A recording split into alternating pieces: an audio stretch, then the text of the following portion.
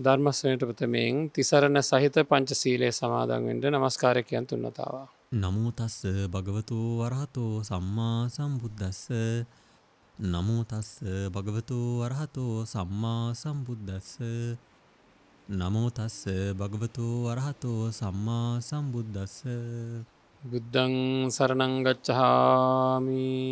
බුද්ධං සරණං ගච්ඡාමි ධම්මං සරණං ගච්ඡාමි. ධම්මං සරණං ගච්ඡාමි සංඝං සරණං ගච්ඡාමි. සංඝං සරණං ගච්ඡාමි ဒ ුතියම්පි බුද්ධං සරණං ගච්ඡාමි. ဒ ුතියම්පි බුද්ධං සරණං ගච්ඡාමි ဒ ුතියම්පි ධම්මං සරණං ගච්ඡාමි.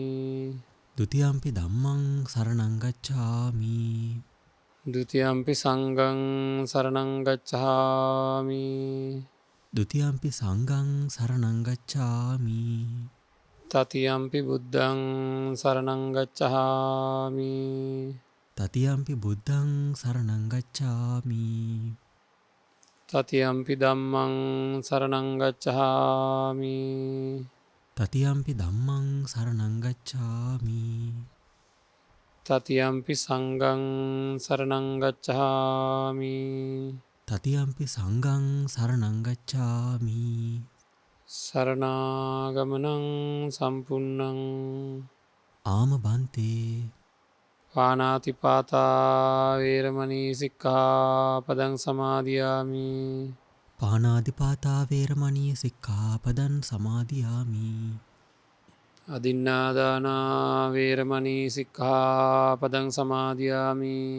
අදින්නාදාන වේරමණී සික්ඛාපදං සමාදියාමි කාමේසු මිච්ඡාචාරා වේරමණී සික්ඛාපදං සමාදියාමි.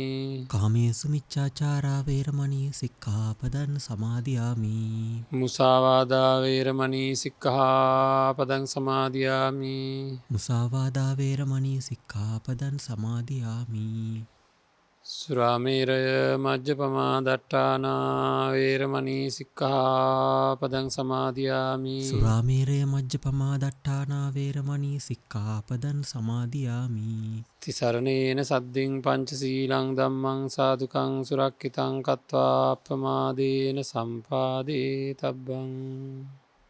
ආම බන්තේ සමන්ත චක්කවාලේසු අත්‍රා ගච්ඡන්තු දේවතා සද්දම්මං මුනි රාජස් සුනන්තු සග්ග මොක්ඛදං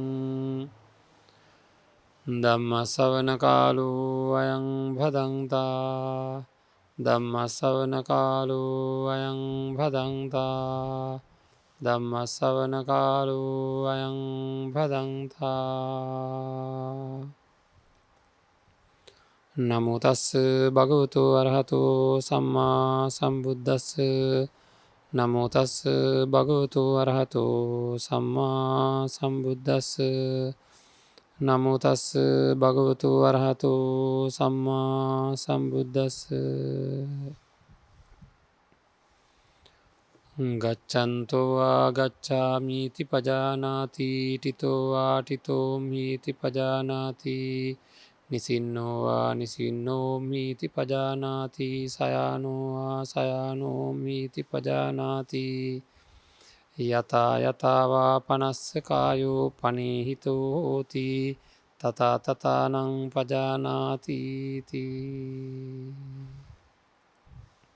සදා බුද්ධ සම්පන්න පින්වත්නි, සම්මා සම්බුදුරජාණන් වහන්සේ දේශනා කරන්න යෙදුන ධර්මයට අනුව අපේ ජීවිතය ඉතා නිවැරදිව සකස් කර ගැනීම සඳහා අපි නිබඳව නිරතුරුව වෙහෙසෙන්නට ඕන. හැම මොහොතකම වගේ ඒ මානසිකාරය පවත්වා ගත්තේ නැත්තම්, සෑම මොහොතකම වාගේ ඒ මානසිකාරය පවත්වා ගත්තේ නැත්තම් අපි යම් කිසි ආකාරයක ගැටලුවලට නොයෙකුත් විදිහට මුහුණ පාන්නට සිද්ධ වෙනවා. මොකද ලෝකයේ තියෙන සත්‍ය තත්ත්වය අපි අවබෝධ කරගන්නට නොහැකිවීම නිසාවෙන්. බොහෝ දේවල් සිද්ධ කරන්න ඕනේ හරියටම දැනගෙන මොනව දැනගෙනද මේ සංසාරික භයානකකම සංසාරික ජීවිතයේ අපි සිද්ධ කරගත්ත අතීත කාලයේදී සිද්ධ කරගත්ත නොඒකුත් ආකාරයේ වැරදි හැසිරීම් වැරදි ක්‍රියාකාරකං නිසා අපේ ජීවිතය ඉතාමත්ම පහළ තත්ත්වයකට ඇද දමන නොඒකුත් සිතුවිලි ඉතාම වේගවත්ව පුහුදුන් සිතුවිලි වේගවත්ව ඇවිල්ලා ඒවාට වටිනාකං ලබා දෙනවා අපේ ජීවිතය හැටි හෙමයි. ඒවාට වටිනාකං ලබා දෙනවා. ඉතිං එකමදේ නැවත නැවත ආරම්භ කරනවා ඇතකොට අලුතෙන් ආරම්භ කරනවා නොයක පොඩි වෙනසක් ඇතිව. ජීවිතය කරපු දේවල් ආයසරයක් පුංචි වෙනසක් ඇති කරගෙන නැවත ආරම්භ කරනවා නැවත නැවත ආරම්භ කරනවා. ඉතිං හිතාගෙන ඉන්න අපි අලුත් දෙයක් කියලා දවසක් අලුතෙන් පටන් ගන්නවා ඊය දවස වගේමයි. එතකොට උදේ නැගිට්ට අය ඒ විදිහටම සූදානම් වෙනවා ආහාර සකස් කරගන්නවා වැඩට යනවා. ඉතිං ඔය විදිහට ආපහු එනවා නානවා නොයෙකුත් ආකාරයේ එකාකාරී ක්‍රියාකාරත්වයන් තමයි දිගටම තියෙන සතියක් ගත්තොත් සඳුදායෙන් පටන් අරගෙන ඉරිදායෙන් ඉවර වෙන සතිය ඒකාකාරීවම ක්‍රියාත්මක වෙනවා. ඉතින් මේ වගේ අපි නොයෙකුත් ආකාරයේ ක්‍රියාකාරකං වලින් අපේ ජීවිතය පෝෂණය කර ගනිමින් වාසය කරනවා. එතකොට බොහෝම අපහසුකන් තමයි ඇති වෙන්නේ හරියට හිතල බැලුවොත් හෙම හොඳට තේරෙනවා. ඉවරක් නැතුව මේ දේ කර කර ඉන්ඩ වෙනවා ඒකත් එක්ක ජීවිතයට අර්ථයක් ලබා දෙන්න අවශ්‍ය කරන වැඩ පිළිවෙලක් අපේ තුළින් ක්‍රියාත්මක වෙන නැහැ. ජීවිතයට නිවැරදි අර්ථයක් ලබා දෙන්න ජීවිතය අවබෝධ කරගෙන ජීවත්වෙන්ට අවශ්‍ය කරන වටපිටාවක් සකස් කර ගණ්ඩවක්වත් හේතු සකස් වෙන්නේ නෑ. ඒ නිසා ජීවිතය පිළිබඳව යථාර්ථවාදීව හිතන්ඩ හිතනකොට මේ එකමදේ කර එකමදේ කර නැවත නැවත ඒ දේම කර වාසය කරනවාට වඩා හැම වෙලාවකම වගේ අපිට හැකියාවක් තියෙනවා නං යම් විදිහකින් හෝ අපේ ජීවිත කාලය ඉතාමත්ම ඉහළ තැනකට පත්කර ගණ්ඩ අපිට මහාලාභයක් ලැබෙනවා ඉතාම ප්‍රබල ලාභයක් ලැබෙනවා. ඒක නිසා අපි හැම වෙලාවෙම වගේ උත්සාහ කරන්න ඕනේ ජීවිතයෙන් නිවැරදිම තැනකට ගණ්ඩ සත්‍ය අවබෝධයෙන් යුක්තව ජීවත්වෙන්ට අවශ්‍ය මානසිකත්වය හදාගන්න. ති මේ දිනවල මේ මානසිකත්වය ගැන අපි ගොඩා දෙවල් කතා කරා අනාත්ම සංඥාව ගැන විශේෂයෙන්ම එකත් එක පටිච්චසමුප්පාද ධර්මයෙහි තියෙන ස්වභාවය පිළිබඳව ඒක සහ සත්ව පුද්ගල සංඥාව දුරුවෙන හැටි මේ දෙකත් එක්ක. මේ තුන එකට අරගෙන අපි සාකච්ඡා කරා මොකද කරන්නෙක් කරවන්නෙක් කියන තත්ත්වය නැති බව තේරුම් ගත යුතුයි කියලා. ඉතිං අද අපි සූදානම් වෙන්නේ මේකට ඕන කරන තවත් පසුබීමක් සකස් කරගන්න අපි මේ දේශනාමාලාව ආරම්භයේදීම වගේ සම්පජානනය පිළිබඳව සාකච්ඡා කරා මේ පින්නන්තට මතක ඇති. සති සම්පජානනය කියන එකේදී කලින්ම තියෙන ඉරියාපත පබ්බයේ තියෙනවා අසම්මෝහ සම්පජානනය පිළිබඳව. ඉතිං ඒ අසම්මෝහ සම්පජානනය ඇති කරගන්නේ හැම ඉරියව්වක්ම මෝහයෙන් තොරව ගත කිරීම. ගච්චන්තෝවා ගච්ඡාමීති පජානාති ටිතෝවා ටිතෝමීති පජානාති නිසින්නෝවා නිසින්නෝමීති පජානාති සයනෝවා සයනෝමීති පජානාති. එතකොට මෙතනදී අපි දැන් අනාත්ම ලක්ෂණය ඒ වගේම පටිච්චසමුප්පන්න ධර්මය සහ මෙතෙන්ට අවශ්‍ය කරන සත්ව පුද්ගල එකැන නිස්සත්තෝ නිජ්ජීවෝ සුඥෝ කියලා කියන ආත්මීය වසයෙන් ශූන්‍යයි. සත්වයෙක් පුද්ගලයෙක් වසයෙන් ගන්නට නොහැකි ආත්මීය වසයෙන් ශුන්‍යයි කියලා අපි තීරණය කරන්න වෙන්ඩ හේතුවේ සකස් වෙලා තියෙන දැනෙන අපි කිව්වා සංඥාව කියන එක කොච්චර වැදගත්ද කියලා. අන්න ඒ වැදගත් වැදගත්කමක් තියෙන හඳුනා ගැනීමට සංඥාව කියලා කියන්නේ. එතකොට මේ හඳුනා ගැනීම් අපේ පැත්තෙන් අපි ඉතාම හොඳට ප්‍රගුණ කරවොත් එහෙම අපේ ජීවිතය ජීවත් කරනකොට මංකව භාවනාවක් කරද්දි කනට සබ්දයක් ඇහෙනකොට ඒකත් එක්ක සමාන්තරව ඒක මගේ වැඩක් නොවන බව. නාසයට ගන්ධයක් ඇහැට රූපයක් මේ විදිහට මේ ඉන්ද්‍රියන් වලට එක එකව අරමුණු වෙනකොට අපි දන්නවා යම් කිසි පුද්ගලයෙක් ඉන්නවා නම් එයා නරක පුද්ගලයෙක් නම් ඒ පුද්ගලයා අරමුණු වෙනකොටම නරකයි කියන හැඟීම මට එනවා. එතන හොඳට මතක තියාගන්න ඕනේ බාහිරයෙන් දකිනකොට අපි හිතමුකෝ ඥාතියෙක් හරි කවුරු හරි ඉන්නවා හරි නරකයි. මසුරුයි. එතකොට අපි එක්කෙනෙක් ඉන්නවා හරි නරකයි තව එක්කෙනෙක් ඉන්නවා මසුරුයි කියලා. අර නරක කෙනා මසුරු නෑ. එයා හරි නරක වැඩ කරනවා. මෙයා හොඳ වැඩ කරන්නේ හරි මසුරුයි. එතකොට දැන් බලන්න මේ දෙන්නව මාරුවෙන් මාරුවට මෙහෙම ඇහැට දැක්කොත් අරයා නරකයි කියන හැඟීමත් මෙයා මසුරුයි කියන හැඟීමත් අපිට එනවා. ඒක එනවා. එන්නේ ඇයි එයාලා කලින් හඳුනාගෙන තියෙනවා මම මේ විදිහට. එයාලගේ ක්‍රියාකාරකම් හින්දා, එයාලගේ නොඒකුත් ආකාරයේ වැඩ හින්දා මසුරෙක් සහ නරක කෙනෙක් කියලා අපි හඳුනාගෙන තියෙනවා. එතකොට එයාලගේ නං ඇහුනොත් මට මගේ කනට එයාලගේ නං ශ්‍රවණය වෙනවා. අන්න ඒ ශ්‍රවණය වෙන මාත්‍රයේදීම මට ඔය හැඟීම් දෙක එනවා. හරිද? බලන්ඩ අරමුණු වෙනකොටම එයාලගේ ලක්ෂණ පිළිබඳව හැඟීම අපේ එකන කලින් හඳුනාගෙන තියෙන නිසා ඒක හේතු වෙලා යම් කිසි සංස්කාරයක් යම් කිසි සැකසීමක් තියෙනවා. මෙයා හඳුනා ගැනීමක් තියෙනවා. මෙයා ඊර්ෂ්‍යා පුද්ගලයෙක්, මෙයා මසුරු පුද්ගලයෙක්, මෙයා නරක පුද්ගලයෙක් කියලා. අන්න ඒ වගේ කනට අරමුණක් එනකොටම ඒක අනාත්මයි කියන හැඟීම. නැත්නම් මගේ වසඟයට ගන්න බෑ කියන හැඟීම. ඇහැට රූපයක් දකිනකොටම මේ අරමුණෙහි අනාත්මය කියන හැඟීම. නාසයට ගන්ධයක්, දිවට රසයක්, ශරීරයට පහසක්, මනසට ධර්මයක් කරුණුමුණු වෙනකොට ඒ හැඟීම උපදින එක ප්‍රායෝගිකයි කියන එක මේ අත්තන්ට දැන් වැටහෙන්න ඕන. අන්න ඒකයි මේ හදාගන්න උත්සාහ කරන්නේ සංඥා උපද්දවා ගන්නවා කියලා. ප්‍රායෝගික தත්ත්වය තමයි මම මේ කියන්නේ හැම වෙලේම. මේකට ලොකු කාලයක් ගන්න කියලා කියන්නේ ඔහේ කම්මැලිකම ඉන්න නෙවෙයි. මේක කල් අරගෙන එක එක්කෙනාගේ තියෙන මානසිකත්වයට අනුව කාලය අරගෙන හෝ ඒකට වැඩි කාලයක් ගියා කියලා කලබල වෙන්න එපා කියලා මම කියන්නේ. මේ தත්ත්වය හදා ගන්න ඕන අපේ පින්නත්. මේක හරි පැහැදිලි මේක කරන්න පුළුවන් කියලා. මේ தත්ත්වය හදාගන්න අර බලන්න අර පුද්ගලයා තුන් දෙනෙක් ඉන්නවා ඊර්ෂ්‍යාකාරයෙක්, මසුරෙක් සහ නරක ගතිගුණ තියෙන කෙනෙක්. ඒ තුන් දෙනා දකින්නකොට එයාලා මම අතීතයේ ආශ්‍රය කරලා තියෙන හින්දා ආශ්‍රය කරලා නැත්තම් පොඩ්ඩක්වත් එයාලා ගැන දන්නේ නැත්තම් මං අහලා නැත්තම් දැකලා නැත්තම් නරක විදිහට ඊර්ෂ්‍යා සහගත විදිහට විඳලා නැත්තම් එයාලගෙන් පීඩාවන් සමහරට එයාලා දකින්නකොට කොහොමත්ම මට අර වගේ හැඟීමක් එන්නේ නැහැ. හැබැයි එයාලත් එක්ක එකතු වෙලා එයාලා ආශ්‍රය කරලා එයාලගේ ලක්ෂණ තේරිලා මේ වගේ තත්ත්වයක කෙනෙක් මේකයි ඇත්ත තත්ත්වය කියලා තේරිලා මේ වැඩ කටයුත්තට අපි අවතීර්ණ වුණොත් යම් හේකින් ඒ කියන්නේ මෙයාලව හඳුනා ගන්න අන්න ඒ වෙලාවට ඉක්මනට මගේ මනස හඳුනාගෙන තිබුණා නම් ඒ හැඟීම නැවත ඇති කරනවා. ඒක හිතනම් ප්‍රායෝගික දෙයක්. ඒකට වෙනම ඇති කරගත්තට පස්සේ ඒ හැඟීම ඇති වුණාට පස්සේ නැවත ඇති වෙන්න වෙනම උත්සාහයක් ගන්න ඕනේ නැහැ.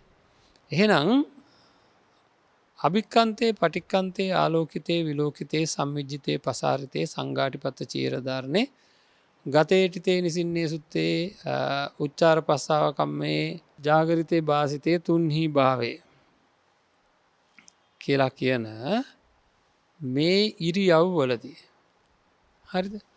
ඒ හැම ඉරියව්වකම අසම්මෝහ සම්පජානනයේ යුක්තව වාසය කරන්න ඕන කියලා කියන්නේ. මේ හැඟීම තියෙන්න ඕන මොකක්ද? අනාත්මයි කියන හැඟීම. මගේ වසඟයට ගන්න බෑ කියන හැඟීම. මේ තුනම එකට එකතු වෙලා තියෙන්නේ. හේතු නිසා තමයි සකස් වෙන්නේ. මට මේ වෙලාවේ හැඟීමක් එනකොට මෙන්න මේ හේතු නිසා තමයි මේ හැඟීම එන්නේ මට. විශේෂයෙන් අකුසලයක් එද්දී.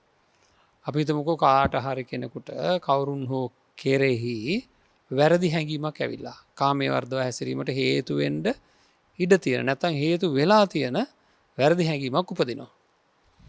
ඒ උපදිනකොට යා දන්නවා හොඳට මේක පාලනය කරන්න අමාරු දෙයක් කියලා. එක්ක මේ වැරද්ද වෙනවා එහෙම නැත්නම් නොසන්සුන් වෙලා නවතිනවා. ඒ කියන්නේ විතික්‍රමන මට්ටමට යනවා නැත්නම් පරිඋත්ථාන මට්ටමේ නවතිනවා. මොනවා නමුත් මේ දෙකෙන් කෝකට ගියත් එයා මානසිකව ඊ타ත්ම ප්‍රබල ගැටලුකාරී තත්යකට පත් වෙනවා, විඳවීමකට පත් වෙනවා. හරිද? මෙන්න මේ විඳවීමත් එක්ක අපේ පින්වත්නි මොකද වෙන්නේ කියලා බලන්න. හරි? මේ විඳවීමත් එක්ක සිද්ධ වෙන දේ තමයි එයාට දැන් යම්කිසි ආකාරයක ඇතුලාන්ත ගැටලුකාරී තත්ත්වය කිසිම විදිහකින් සමනය කරගන්න හේතුවක් සකස් වෙන්නේ නැති වුණොත් ඒ විඳවීමත් එක්කම ඉන්න වෙනවා. හරිද? ඉතින් මේකට අවශ්‍ය කරන විද්‍යාව පහළ කරගන්න ඕනේ, මේක අත්දකින්න ඕනේ අනිවාර්යයෙන්ම මේ වගේ තත්ත්වයක් තියෙන්නේ කියලා. හරි?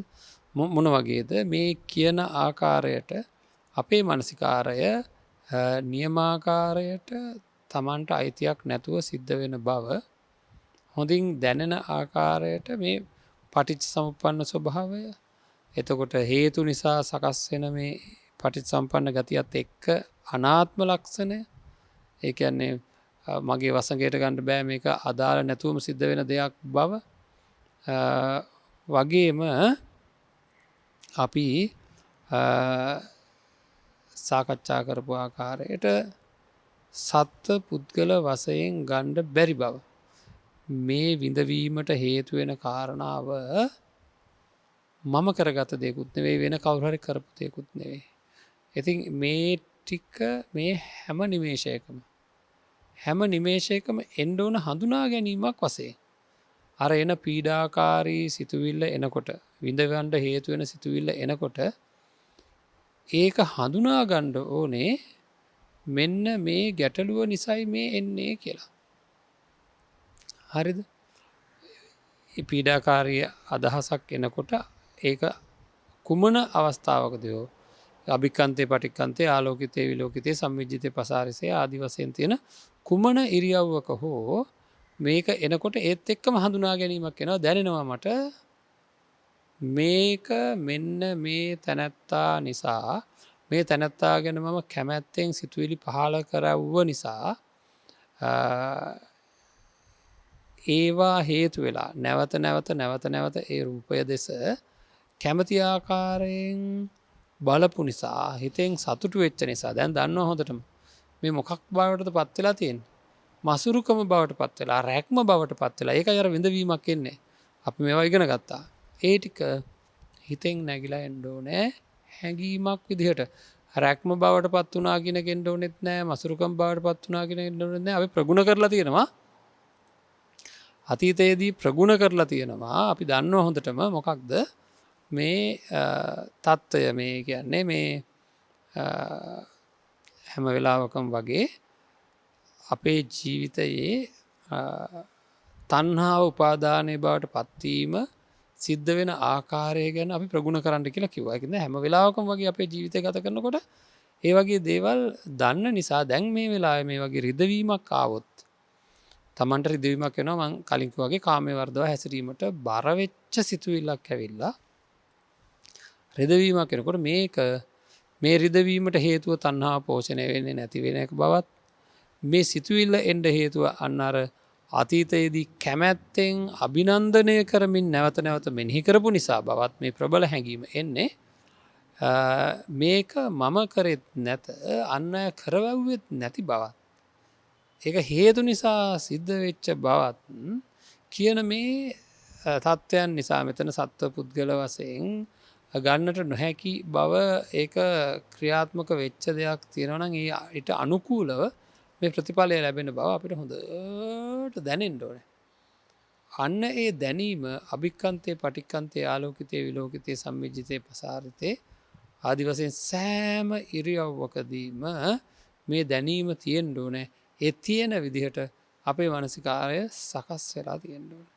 හැම නිමේෂයකම මේ දැනීම තියෙන විදිහට අපේ මානසිකාරය සකස් වෙලා තියෙන්නට ඕනේ පින්වත්නි.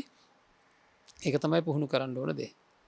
එතකොට තමයි අපි කියන්නේ හැම ඉරියව්වකම ඒ සිහියෙන්ම වාසය කරනවා කියලා කියන්නේ එතන සම්මෝහ තත්ත්වයක් නෑ. ඒ කියන්නේ මෝහයෙන් ජීවත් වෙන්නේ නෑ. ඒතකොට හැම වෙලේම විදර්ශනාවෙන් ඉන්නවා නෙවෙයි මේ. හැබැයි මුලාවට පත්වෙච්ච කිසිම සිතුවිල්ලකින් පීඩාවක් නෑ. මැද තැනක ඉන්නට පුළුවන්. නමුත් හැබැයි අර පැත්තට හිත යන්නම දෙන්නේ නෑ. ඒ තත්ත්වයට එන්ඩ නං ඊට කලින් මේ පින්වන්තට මතක ඇති අපි ඔය සති සම්පජානය ගැන කතා කරද්දී. අසම්මෝහ සම්පජානයට එන්ඩ නං යම්කිසි කෙනෙක්ට පෙරාතුව ගෝචර සම්පජානනය වඩලා තියෙන්ට ඕන. එතකොට දැන් ඔන්න කමටහනක් තියෙනවා. අපි දන්න අභ්‍යන්තර ආයතන බාහිර ආයතන විඤ්ඥානය මේ ඔක්කෝමත් එක්ක මෙතන තියෙන සත්ව පුද්ගල වසයෙන් ගණ්ඩ බෑ කියන අවබෝධයකට යන කමටහනක් තියෙනවා. අන්න ඒ කමටහනට අනුකූලව අපි බලාගණ්ඩ වෙනවා මේ වෙලා වෙදී. මෙනෙහි කර මෙනෙහි කර හැම ඉරියව්වක්ම අර කමටහනට ගෝචර වෙන විදිහටම පවත්තන්න ඉස්සෙල්ලාම. එක තම ගෝචර සම්පජානය කියලකි හැම ඉරියව්වක්ම අපි සිහියෙන්ම ඔය කියන සිහියෙන්ම නිස්සත්තෝ නිජ්ජීවෝ සුඥෝ කියන අදහසත් පටිච සමුපන්නව මේක සිද්ධ වෙනවා කියන අදහසත් මේ හැඟීම් අපේ ඇතුලාන්තයෙන් උපදින ආකාරයට අපි මේ කමටහන වඩනවා එක තැනකට වෙලා මූලික වසයෙන්ම. එතකොට මොකද වෙන්නේ අර වගේ තත්ත්වකට ඒ අතීත කමටහනක් වර්ධනය කරනවා කියලා කියන්නේ අතීත සිතුවිලි මාලාවක් හදනවා කියනක වර්තමානයට බලපානාකාරයට. එතකොට අවබෝධාත්මක මේ හඳුනා ගැනීම් හේතු වෙලා ප්‍රත්‍ය වෙලා මේ වර්තමානයේදී ඇතිවෙන අරමුණ හරියට හඳුනාගන්නවා. අතීතයේදී ඇතිකරගත්ත හඳුනා ගැනීමේ සිතුවිලි හේතු වෙලා එකතු වෙලා මේ වර්තමානයේදී නිවැරදි හඳුනා ගැනීම ඇතිවෙන විදිහට අපි හැම වෙලේම මෙනෙහි කර මේ අවශ්‍ය කරන තැනට අපේ මානසිකත්වය පත් කරගණ්ඩ ඕන. ඒක තමයි අපේ ජීවිතයේ අපි ලබාගණ්ඩ ඕනේ ඉහළම ප්‍රතිඵලය කියන කාරණාව ආය අමුතුවෙන් අපිට කියන්න දෙයක් නෑ. මොක දිහලම් ප්‍රතිඵලය කියන්නේ අසම්මෝ සම්පජානනයෙන් පසුව මේක තව ප්‍රගුණ කොරොත් එහෙම අපිට සෝවාන් පලස්ත පුද්ගලය බවට පත්වෙන්ඩ ළංගම ළඟ තැනට එනවා. ඒක කිසිම අඩුවක් නැහැ. මොකද මේ ශරීරයේ තියෙන ස්වභාවයන් හරියට පිරික්සලා ඒ වෙනුවට අපිට හරියටම නිවැරදිම අදහසක් එන විදිහට වෙනදා එන වැරදි සිතුවිල්ල වෙනුවට මේක පිරික්සලා නිවැරදිම සිතුවිලි එන විදිහට සකස් කරගත්තොත් අපි ලොකු ජයග්‍රහණයකට යනවා. ඒ සඳහා අපි කලින් දවසෙත් කතා කරපු විදිහට මේවා වෙන වෙනම මේ ඉන්ද්‍රියන් වශයෙන් අරගෙන නැවත මෙනෙහි කරන්න ඕනේ බාහිර ඉන්ද්‍රිය අභ්‍යන්තර ඉන්ද්‍රිය ඒකැන බාහිර ආයතනය අභ්‍යන්තර ආයතනය ඊළඟට විඤ්ඥානය සම්පස්සජ වේදනා කියන තැනින් අපිට මේ තන්හාාව පෝෂණය කරගණ්ඩ බැරිවෙන විදිහටයි මේවා සකස් වෙන්නේ කියන කරුණ ඉතාම ප්‍රබලව අපිට තේරෙන්ඩ ඕන. ඉතින් හෙම අදහසකින් අපේ ජීවිතය අපි අරගෙන යන්නට හැම කටයුත්තක්ම කරන්න ඕන පින්නත්න කොයි ආකාරයකින් හරි මෙවැනි අදහසකින් ජීවත්තෙන්ට පුරුදු පුහුණු කර ගත්තොත් යම්හයකින් ආචින්න කර්මයක් විදිහට ඊළඟ භවයක්දී අපිට ඉතාම කෙටියෙන් හෝ මේ වගේ සංඥා ඇතිවෙන්ඩ යන්තන් කායෙන් හරි ඇහෙනකොට එක ප්‍රධාන හේතුවක් වෙන ඉතින් හෙම ලාභයකුත් තියෙනවා. ඒක නිසා මේක කොහොමහරි ප්‍රගුණ කරගණ්ඩ ඕන දැඩී උත්සාහයක් කරගෙන. ඕනම දෙයක් පුරුදු කරගණ්ඩ ගිහාම යම් අපහසතාවයන් එනවා මේ පින්නන්තා ඒක හොඳරම දන්නවා. හැබැයි පුරුදු කරගත්තට පස්සේ ඒක નિરાයාසයෙන් එනවා වගේ අපිට තේරෙනවා. નિરાයාසයෙන් සමහර දේවල් අපි කරනවා වාහනයක් කෙලවන්න ගියාම උනත් මූලිකව පුරුදු කරගත්තට පස්සේ નિરાයාසයෙන් ඒක සිද්ධ වෙන ගතියක් තේරෙනවා. ඒ નિરાයාසයෙන් සිද්ධ වෙනවා කියලා කියන්නේ ඉබේ සිද්ධ වෙනවා කියන එක නෙවෙයි. මේ හේතුඵල ධමත් එක්ක අපේ පින්වත්නි ඉබේ කියන වචනේ කොහොමත්ම පාවිච්චි කරන්න බෑ. අපි ඉබේ කියලා පාවිච්චි කරන්නේ අපිට දැනෙනවා ඒක ඉබේ සිද්ධ වෙනවා කියලා. ඒ කියන්නේ නිකම්ම සිද්ධ වෙනවා කියලා. නිකම්ම සිද්ධ වෙන කිසිවක් මේ ලෝකේ නැහැ. හැම දේම සිද්ධ වෙන්නේ හේතුඵල ධමයට අනුකූලව. හැම දේම සිද්ධ වෙන්නේ හේතුඵල ධමයට අනුකූලව. ඒකින්ද ඉබේ වෙන දෙයක් තියෙනවා කියලා කිසිම විදිහකින් ගණ්ඩ නම් පුළුවන්කමක් නැහැ. ඒක නිසා වෙන්ම අපි ඊටාම හොඳින් තේරුම් අරගෙන තබා ගන්නට ඕනේ හැම වෙලාවකම වගේ මේ සිද්ධ වෙන හැම සිද්ධයක් මටම ගානේ කයට හිත යොමු කරගෙන හරි ගෝචර සම්පජානයෙන් යුක්තව වාසය කරන්න. මේ කය නිස්සත්තයි නිජ්ජීවයි ශුන්‍යයි. මේ කයේ හැම ඉරියව්වක්ම අපි දන්නවා චිත්ත කිරිය වායෝ ධාතුව ඉපදීම නිසාවෙන් මේ අංගපසංග හෙළ වෙන බව. ඉතින් ඒ ආකාරයට ඒවා පටිච්චසමුප්පන්න. හැම එකක්ම එහෙමයි. මේ හේතුව හින්දා තමයි. නැත්තම් මේ ගුරුත්වය විසින් පල්ලෙහාට අදිනකොට ඒක අභිබවා කකුලක් උස්සන්න බැරි වෙන්න ඕන අපිට. ඒතකොට ඒකේ යම්කිසි ආකාරයක පීඩන අඩු වැඩියක් හේතු කොටගෙන තමයි මේ කකුලක් උස්සන්න පුළුවන් වෙන්නේ. හරියට මොකක් වගේද? බැකෝ යන්ත්‍රයක් වගේමයි.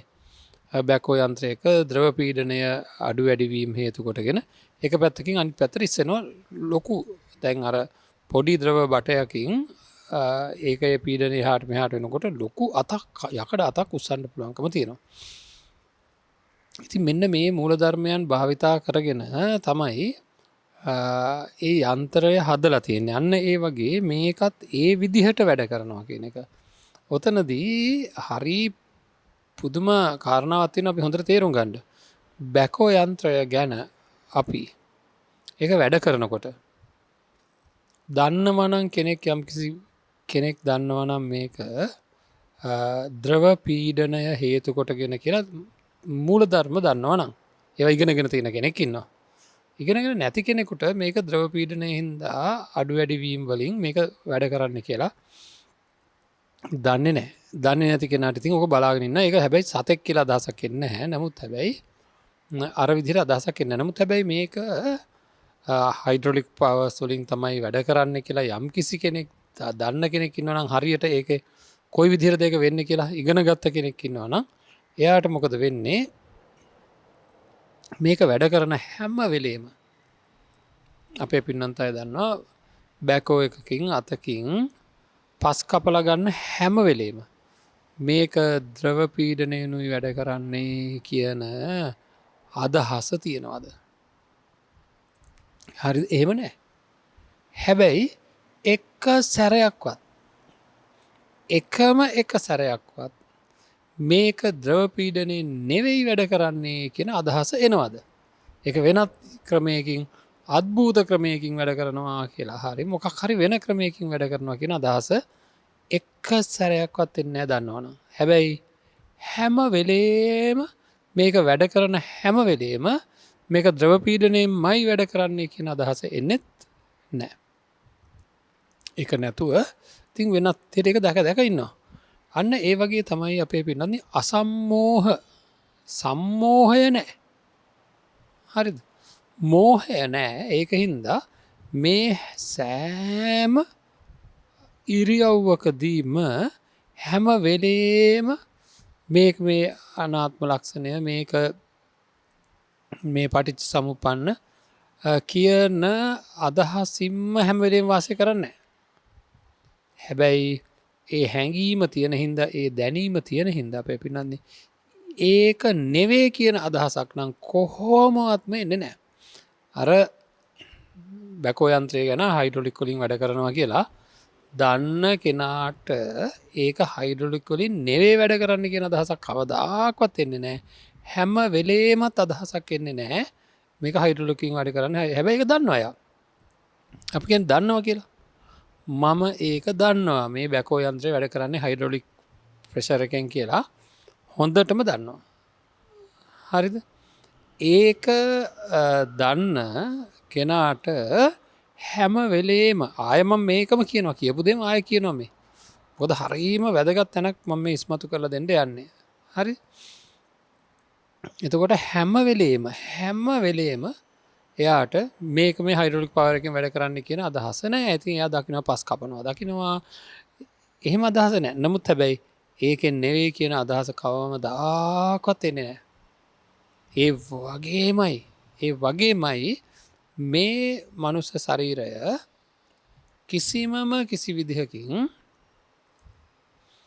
හේතු සහගතව සිද්ධ වෙන මේ සිතුවිලි ඒ වගේම ඒවා නිසා උපදින චිත්තක්‍රිය වායෝ ධාතුව හේතු සහගතයි. අන්න එහෙම මේක ක්‍රියාත්මක කරන්න කියලා දැනගත්ත කෙනා. එහෙම නැත්නම් මෙතන අනාත්ම ලක්ෂණයක තියෙනවා කියලා දැනගත්ත කෙනා. මෙතන පටිච්ච සමුප්පන්නව සිද්ධ වෙනවා කියලා දැනගත්ත කෙනා. මෙතන සත්පුද්ගල වශයෙන් ගන්න බෑ කියලා දැනගත්ත කෙනාට ආත්මීය හැඟීම එන්නේ නැහැ. ඒ වගේම පටිච්චසමුප්පන්න නොවන කියන අදහසක් එන්නේ නැහැ කොහොමත්ම. ඒ වගේමයි සත්පුද්ගල සංඥාව එන්නෙත් නැහැ. හැබැයි ඒක තමයි කියන්නේ දැනගෙන ජීවත් වෙනවා කියලා. අර ඒවට ප්‍රතිවිරුද්ධ හැඟීම ඒ කියන්නේ සත්පුද්ගල වශයෙන් ගන්න බෑ කියන එක දැනෙන හැඟීමට ප්‍රතිවිරුද්ධයි කියන ගන්න පුළුවන් කියන එක අන්නේ පුළුවන් කියන හැඟීම එන්නේ නැහැ. ඉතින් ඔන්න ඔය தත්තර තමයි අපි පත් වෙන්න ඕනේ. ඔය தත්තර පත් වෙන්න තමයි අපි කොහොමද ඒ தත්තර පත් වෙන්නේ හැම ඉරියව්වකදීම ගෝචර සම්පජානයෙන් යුක්තව වාසය කරන්න ඕනේ. ඒක දන්නවා අපි හැම ඉරියව්වක්ම තමම් කරන භාවනාව. එතකොට මේ පටිච්චසමුප්පන්න ස්වභාවය අනාත්ම සංඥාව සත්පුද්ගල වශයෙන් ගන්න බැරි බව කියන අපි එකට කතා කරමින් ඉන්න එකවර මේ ටික කරගන්න කියලා මම කතා කරමින් ඉන්න ධර්මතාවයන් මෙනෙහි කරලා හැම මොහොතකම වගේ සෑම මොහොතකම වගේ අපේ මනසින් නැගිලා එන විදිහට මේක සකස් කරගන්න ඕනේ. හැම මොහොතකම වගේ සෑම මොහොතකම මේක නැගිලා එන විදිහට හදාගන්න ඕන හැඟීමක් විදිහට. එතකොට අපේ පින්නත්නි අපිට ඒකම හේතු වෙනවා ස්ථීර අවබෝධයට යන්න. ඒ කියන්නේ මේ සිහිය පවත්වා ගැනීම අපි දන්නවනේ සතිපට්ඨාන දේශනාවේ තියෙන යම් සිහියක් පවත්වා ගැනීම ඊට එහා ගිය නුවණකට සහ සිහියකට හේතු වෙන බව. ඒ සිහිය පවත්වා ගැනීම ඊටත් එහා ගිය නුවණකට සහ සිහියකට හේතු වෙන බව. මේ විදිහට එක සිහියක් පවත්වා ගැනීම ඊළඟ නුවණට සහ සිහියට හේතු වෙනවා. ඒක පවත්වා ගැනීම ඊටත් එහා ගිය නුවණකට සහ සිහියකට හේතු වෙනවා. ඉතින් එතකොට අපිට හැකියාව තියෙනවා ක්‍රමානුකූලව ටිකෙන් ටික අපි බලාපොරොත්තු වෙන අවබෝධයට ළඟා වෙන්න. හරිද? අපි බලාපොරොත්තු වෙන අවබෝධයට ටිකෙන් ටික ළඟා වෙන්නට පුළුවන්කම තියෙනවා පින්වත්නි. අපි බොහෝම පරිස්සමෙන් මේ කියන මානසිකත්වය ඇති කර ගැනීම සඳහා අවශ්‍ය කරන වැඩපිළිවෙල කොහොම හරි උපදවා ගත්තොත් ඉතින් ඒක තමයි මම මේ ස්වභාවය මතක් කරේ. ඒ කියන්නේ කොයි වගේ විය යුතුද කියලා අපි බොහෝ දේවල් කතා කරා. ඒ කියන්නේ මේ හැඟීම දැනෙන විදිහට ඒකට අවශ්‍ය කරන මෙනෙහි කිරීම ටික කරලා මේ හැඟීම උපදවා ගන්න ඕනේ. ඒකට උදාහරණ සහිතව අපි යොදා ගත්තාම අපිට බොහෝම පහසුවක් දැනේවි. උදාහරණ සහිතව මේක අපි ක්‍රියාකාරීත්වය හොඳින් වටහා ගත්තාම මේ ශරීරයේ ක්‍රියාකාරීත්වය ඊට පස්සේ ඉතින් ජීවත් වෙන්න බොහොම පහසුයි. ඇයි ජීවත් වෙන්න බොහොම පහසු? කෙලෙස් ධර්ම එන්නේ නැහැ. තමන්ගේ සහ අනුන්ගේ වශයෙන් එන්නේත් නැහැ. අනුන්ගේ ජීවිත පිළිබඳව අපිට තියෙන ගැටීම සහ ඇලීම අපි යාලව ලොකු මෙහෙයුමකට යොදවන්නට සූදානම් කර ගැනීමක් තියෙනවා. විශේෂයෙන් තමන් ළඟ ඉන්න අයව. නමුත් එහෙම මෙහෙයුමකට අවශ්‍ය වෙන්නේ නැහැ කෙනෙකුට. ඒක හරියට තේරුම් ගත්තාම බෑ කියලා තේරුම් ගන්නවා. කාවක්වත් අපිට ඕන හැටියට මෙහෙවන්න. ඒකද නිෂ්ඵල දේවල් පිළිබඳව උත්සාහ ගැනීමක් සිද්ධ වෙන්නේ නෑ. හරියට ඉතා නිවැරදිව කටයුතු කරන කෙනෙකුට එම අවශ්‍යතාවයක් ඇති වෙන්නේ නෑ. ඉතින් ඒක අපි ඉතා හොඳින් මතක තියාගන්නට ඕනේ. අපි දන්න හොඳටම බුදුරජාණන් වහන්සේ දේශනා කරව ධර්මය සන්දිිට්ටික ගුණේ යුක්තයි කියා.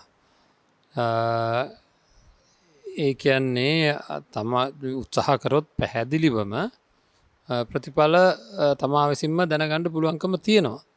ඉතින් ඒක හින්දා අපි නොනවත්වාම මේ කළ යුතුම දේ කරන්නටම ඕනේ. මොකද තමන් විසින්ම දත හැකි වූ ඒ කියන්නේ සන්දිිට්ටික ප්‍රතිඵල සහිත ධර්මයක් නිසා භාවනාමය නුවනින් මේ අවශ්‍ය ප්‍රතිඵලය ලබාගන්නට පුළුවන්කමත් වෙනවස අපිට ඒ ගැන සැක හිතිල මේවා මේ සාකච්ඡා කර විතරක් ඉඳලා ඒ කියන්නේ මෙනෙහි කිරීම් නොකර හිටියොත් පියවර 5කින් සම්පූර්ණ කරගන්න තියෙන මේ ධර්මය අවබෝධය ඇත්තටම ඒ පියවර 5න් සුතා දතා වචසා පරිචිතා කියන තැන නවතිනවා. හැබැයි බණ කියන්න පුළුවන්. එතකොට හරිද? බණ කියන්න කාට හරි කියලා දෙන්න ඒ පිළිබඳව කතා කරන්න හොඳටම පුළුවන්.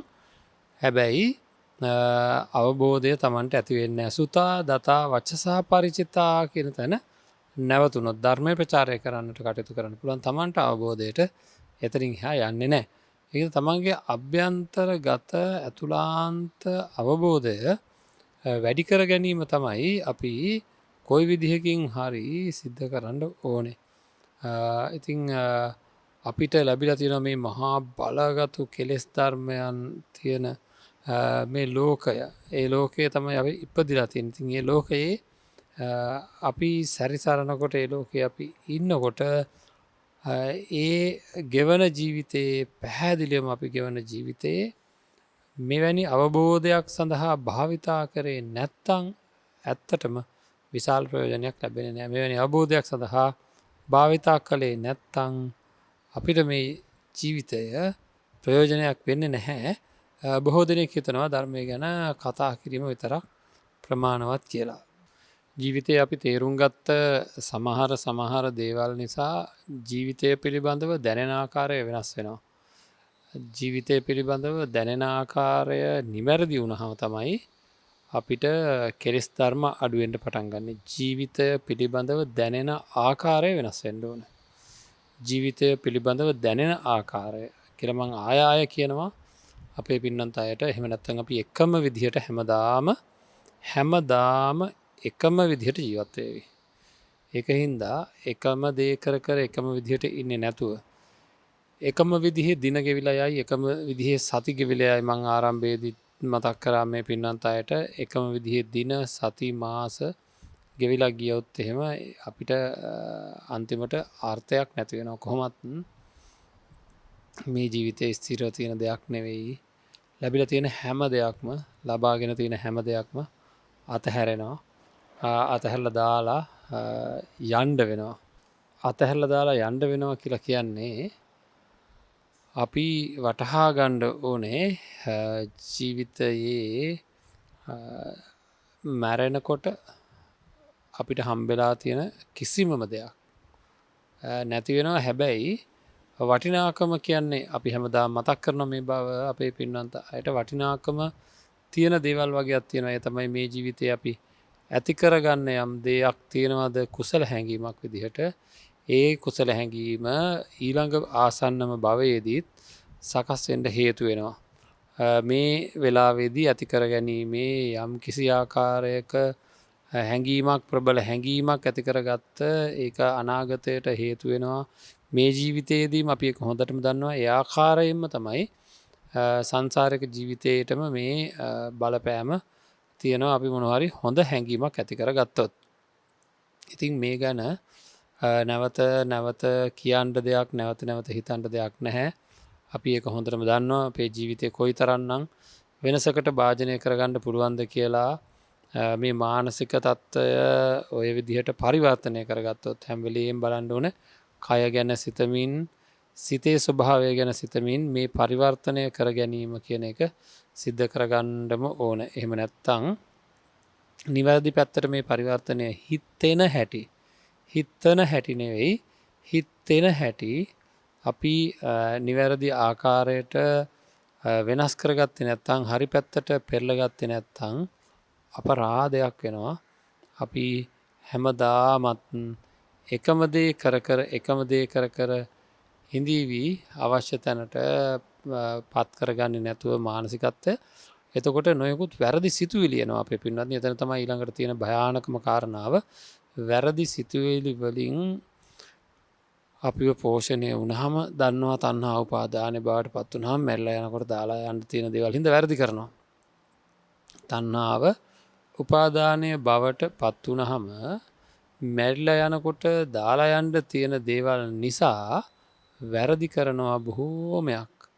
අන්න ඒ වැරදි සිද්ධ කෙරෙන තත්ත්වයට පත් වෙනවා. වැරදි සිද්ධ කෙරෙන තත්ත්වයට පත් වුණාම සංසාරික ජීවිතයේ ලොකු අපහසුතාවයන් වලට පත් වෙන්න අති විශාල හේතුවක් වෙනවා. ඉතින් ඒකින්ද මේ අනිත්‍ය සංඥාවල් අපි අනිවාර්යයෙන්ම අනාත්ම සංඥාවල්, දුක්ඛ සංඥාවල්, අසුභ සංඥාවල් ආදී වශයෙන් තියෙන මේ ආදීනව ආදී වශයෙන් විරාග සංඥා, නිරෝධ සංඥා මේ විදිහට තියෙන දේවල් ගැන හොඳින් අධ්‍යයනය කරලා තමන්ගේ තුළ ලෝකේ ජීවත් වෙනකොට, තමන් ලෝකේ අරමුණු වෙනකොට අපි මේ බව හොඳින් දැනගෙන වාසය කරන්න ඕනේ. ඉතින් අපිට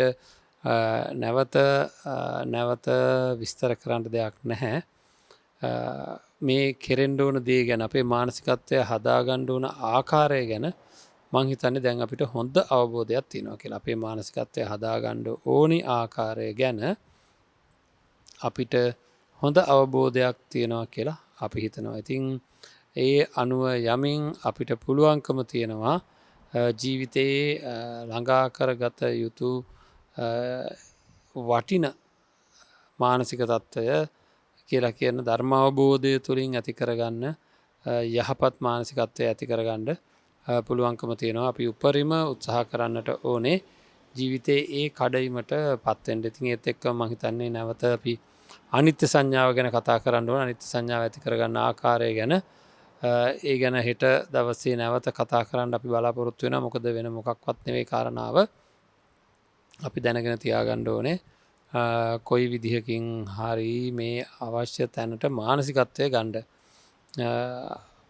පහුගිය අතීතයේ අපි හඳුනාගත්ත දේවල් ඒ හඳුනාගත්ත ආකාරයටම නැවත මෙහි සකස් වෙනවා. ඒකට අවහිරතාවයක් ඇති කරන්න. අපි ගැන බ්ලොක් කරලා දානවා කියලා එන්න දෙන්නේ නැතුව අවහිර කරන්න ඕන කියන හැඟීම අපිට තියෙන්න ඕන. ඒවාට ඔහේ එන්නම් වාලේ එන්න දෙන්නේ නැතුව. ඒවාට ඔහේ එන්නම් වාලේ එන්න දෙන්නේ නැතුව මේ අවහිර කිරීම සිද්ධ කරන්න ඕන පින්වත්නි.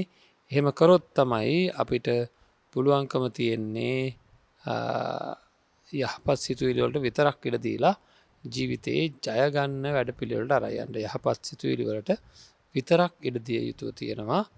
අනිත් ඒවාට එන්න දෙන්නේ නැති විදිහට සකස් කරගන්න ඕනේ. ඒ සකස් කරගන්න නම් ඒ සකස් කරගන්න ඕන හේතු සකස් වෙන්න ඕනේ. සකස් කරගත ගන්න ඕනෑ කියලා හිතෙන සිතුවිලි එන්නත් හේතු සමුදායක් තියෙනවා. අන්න ඒ හේතු සමුදාය සකස් වුණොත් තමයි ඒකත් වෙන්නේ. එහෙම නැත්තම් ඒක සිද්ධ වෙන්නෙත් නැහැ. ඉතින් ඒක හින්දා අපේ පැත්තෙන් අපි කරන්න ඕන වටිනම කාරණාවන් මොනවද කියලා හොයලා බලලා ඒවා සිද්ධ කරගන්න ගොඩාක් දක්ෂව කටයුතු කරන්න ඕනේ. මේ ජීවිතය සාර්ථක කරගන්න පුළුවන් වෙන්නේ, සසර ජීවිතය සූපපත් කරගන්න පුළුවන් වෙන්නේත් එහෙමයි. කෙසේ නමුත් බුදුරජාණන් වහන්සේ දේශනා කරපු ආකාරයට අපේ ජීවිතය සකස් කරගත්තේ නැත්තම් අපි ගොඩක් වැරදි කරගනීවි. ගොඩාක් ගැටලුකාරී තත්ත්වයන් වලට පත් වේවි. අවසානයේදී සතර අපායේ වැටේවි. සතර අපායේ වැටුනහම දන්නේ නැහැ මම මාව මෙතෙන්ට පත් උනේ ඇයි කියන්නේ. මේ ජීවිතේ දුක් විඳින මිනිස්සු දන්නෙත් නෑ පින්වත්නි ඇයි අපි මේ දුක් විඳින්නේ අනිත් අයට වැඩිය කියලා. ගොඩාක් දුක් විඳින්න හේතු සකස් වෙච්ච අය ඉන්නවා. එයාලා කවුරුවක්වත් ඒක දන්නේ නෑ ඇයි අපි මේ දුක් විඳින්නේ කියලා.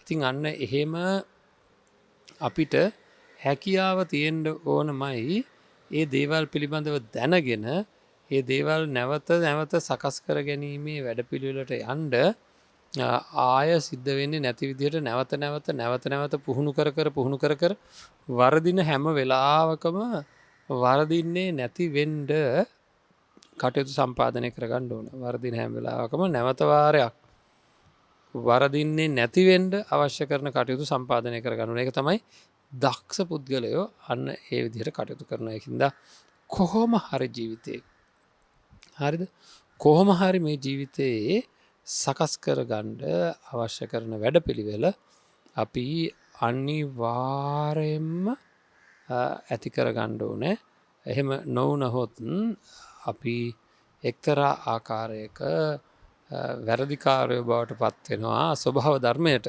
ස්වභාව ධර්මයේ උදහසට ලක් වෙනවා ඒ ඇන මේ ස්වභාව ධර්මය පුද්ගලයෙක් කෙනෙක නෙවෙයි ස්වභාව ධර්මයේ තුළ තියෙන නීති පද්ධතිය උල්ලංඝනය කිරීම හේතුවෙන් ඒ ස්වභාවිකවම ලැබෙන්න වූ දඩුවමට අපි ස්වභාවිකවම නතු වෙනවා එකයි මොකේ සාපේක්ෂව ගත්තහම එක උදහසට ලක් වෙනවා කියලා ඉතින් ඒ කියන්නේ දඩුවන් ලැබෙනවා කියන එක තෙවැනි දීර්ඝ දඩුවන් වල පහස ලබන්නට සිද්ධ වුණොත් අපි ලොකූ දුකක් විඳීවි අන්න ඒ නිසාවෙන්ගේ හැම දේකින් මයින් වෙන්නට අපි බුදුරජාණන් වහන්සේ දේශනා කරපු ආකාරයට ධර්මය අපේ ජීවිතයට එකතු කරගෙන මේ ජීවිතය සාර්ථක කරගන්නටත් සසර ජීවිතය සුවපත් කරගන්නටත් උතුම් නිවනින් සැනසෙන්න්නටත් හැම දෙනාම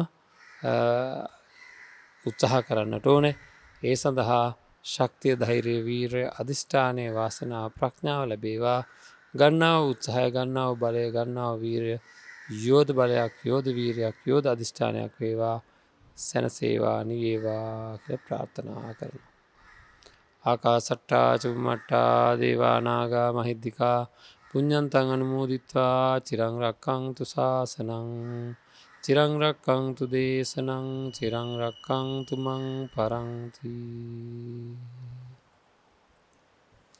හොඳයි පින්නත්නි අද මේ ධර්ම දේශනාවේ දායකත්වය වශයෙන් සඳහන් කරලා තියෙන්නේ අභාප්‍රාත්ත එම්.එල්.ආර්. රණසිංහ මහත්මියගේ හා HSC පෙරේරා මහතාගේ දූ දරුවන් විසින් කියලා. අභාප්‍රාප්ත එම්.එල්.ආර්. රණසිංහ මහත්මියගේ සහ HSC පෙරේරා මහතාගේ දූ දරුවන් විසින් කියලා. යෝග්‍යානි විසූ එම්.එල්.ආර්. රණසිංහ මහත්මියගේ වර්ෂපූර්ණ පින්කම නිමිති කරගෙනත් නුගේගොඩ හයිලෙවල් පාරේ අංක 556හි විසූ HSC පෙරේරා මහතාටත් මේ පින් අනුමෝදන් වේවා කියන ප්‍රාර්ථනාව ඇති කරගෙනත් ලක්වැසි ලොවැසි සියලු දෙනාටම උතුම් ධර්මාවබෝධය පිණිසම වේවා කියන අරමුණෙන් තමයි මේ ධර්ම දේශනාවේ දායකත්වය දරන්නේ. ඉතින් අපි ප්‍රාර්ථනා කරමු යෝග්‍යානී විසූ එම්.එල්.ආර්. රණසිංහ මහත්මියට ඒ වගේම HSC පෙරේරා මහතාට සංසාරික ජීවිතය සුවපත් භාවයට පත්වේවා සුගතියෙන් සුගතියට පත්වේවා යම්කිසි පුංචි හෝ දුක් කරදරයක් ඇත්තැනක වාසය කරන්නගේ සියලු දුක් කරදර දුරු වේවා අවසානයේදී උතුම් නිවනින් සැනසෙන්නට හේතු වේවා කියලා ප්‍රාර්ථනා කරමු. ඒ වගේම එම දූ දරුවන් මුණුපුරුමි පිරියන් ඇතුළු සියලු දෙනාටම කරන කියන සියලු කටයුතු සාර්ථක වේවා. දරුවන්ගේ අධ්‍යාපන කටයුතු ආදී සියල්ලම ඊටාම සාර්ථක භාවයට පත්වන්නට මේ සියලු පුණ්‍ය ශක්තියින් හේතු වේවා. කායික මානසික සුවය ලැබේවා. ලැබී තියෙන දුක් කරදර දුරු වේවා. ලැබෙන්නට තියෙන දුක් කරදර දුරු වේවා. ඒ වගේම නිබඳව නිරතුරුව කල්යාණ මිත්‍ර ආශ්‍රයම ලැබෙන්නට හේතු වේවා. සංසාරික ජීවිතේ පුරාවට මේ උතුම් ධර්ම දානමය පුණ්‍ය කර්මය හේතු කොටගෙන පාප මිත්‍ර ඇසුරකටද පත් නොවේවා. කොයි කවරදාකවත් අවසානයේදී උතුම් නිවනින් සැනසෙන්න උතුම් පාරමිතාවක් බවට පත්වන්නට මේ සම්පූර්ණ කුසලයන් හේතුවක්ම වේවා කියලා ප්‍රාර්ථනා කරනවා. හැම දිනාටම සම්මා සම්බුදු සරණයි.